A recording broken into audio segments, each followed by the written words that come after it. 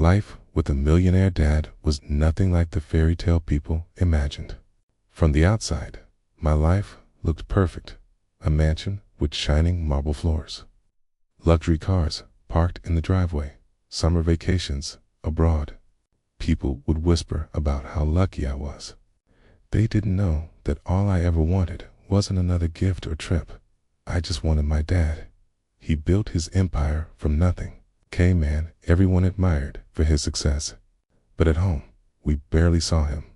I remember birthdays where Mom lit the candles and we sang without him. I would pretend to be happy, but inside, I was just waiting for his car to pull in, waiting to hear him say he was proud of me. He always came home late, kissed my forehead softly, and whispered, "One day, you'll understand." I didn't understand. All I felt was loneliness. By the time I turned 16, my sadness had turned into anger. I stopped waiting by the window for him to come home. I stopped sharing how I felt. When he did try to talk to me, I pushed him away. I once yelled at him during dinner, "You can't just throw money at everything, Dad." He didn't yell back. He just looked at me with tired eyes that I didn't recognize, eyes that were pleading for me to understand. But I was too hurt to see it. I got a part-time job at a cafe just to prove to myself that I didn't need his money. I would wake up early, work hard for hours, and come home exhausted but proud of my small paycheck. For the first time in my life, I felt independent. Yet deep inside, I still wished he'd notice how hard I was working. Wished he would ask me why I was doing it. Everything changed the night we got a call from his office. Dad had collapsed from exhaustion. When I saw him lying in the hospital bed, pale and weak, something inside me broke. I grabbed his hand and whispered, "Why do you do this to yourself?" His voice was soft, but his words shook my heart.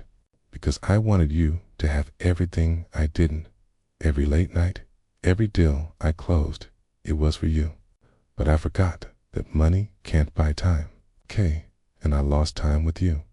Tears ran down my face as I realized how much he had sacrificed, not because he didn't care, but because he cared too much.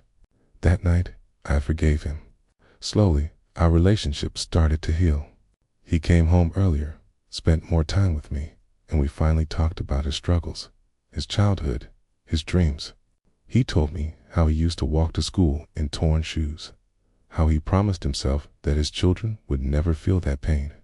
For the first time, I saw him not as the man who was always too busy, but as a father who had been silently fighting for me all along. When I finished school, I made a bold choice. I didn't want to work in his company. I wanted to build something of my own. I started a small project to provide education to kids who couldn't afford it. It wasn't easy. I faced rejections, ran out of money, and wanted to quit so many times. But every time I felt like giving up, I remembered my dad lying in that hospital bed. Remembered the fire in his eyes when he talked about never giving up on us. His strength became my strength the day I launched my first scholarship program. Dad was in the front row, clapping with tears in his eyes. After the event, he hugged me and said, "You're richer than I'll ever be." In that moment, I understood. True wealth wasn't the house, the cars, or the bank account. True wealth was the love we rebuilt, the lessons we shared, and the lives we were now changing together. Today, I still live comfortably, but I wake up every morning with a heart full of gratitude. My dad gave me more than money. He gave me his story, his courage, and the strength to create a life filled with purpose. That is my real inheritance.